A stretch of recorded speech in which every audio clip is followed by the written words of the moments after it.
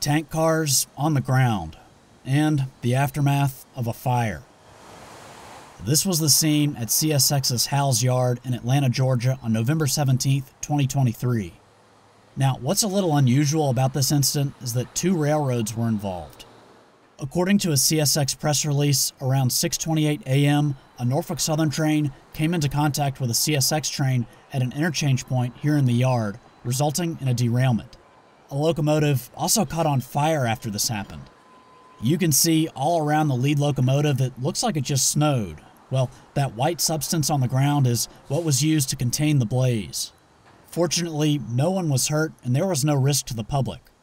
CSX said an unknown amount of diesel fuel spilled, along with some plastic pellets.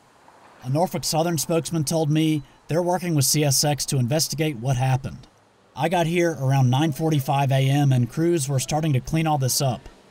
I spotted mostly tank cars off the rails, along with a covered hopper. A gondola back here may have also been on the ground. In this shot, you can see what looks like a vacuum truck helping with the cleanup efforts. Not long after I arrived, the cavalry rolled in. Yeah, I'm talking about R.J. Corman, the derailment cleanup experts, with their side boom tractors.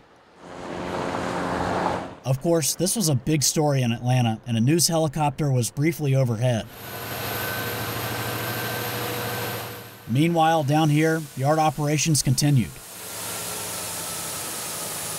This happened at the north end of the yard, far from the main line. So why exactly would a Norfolk Southern train be here on CSX property at Howells Yard? Well, it's actually very common. NS interchanges with CSX here. They'll bring a cut of rail cars from their system up here and take back whatever CSX has waiting for them. The two railroads intersect and are also connected here at Howell Y.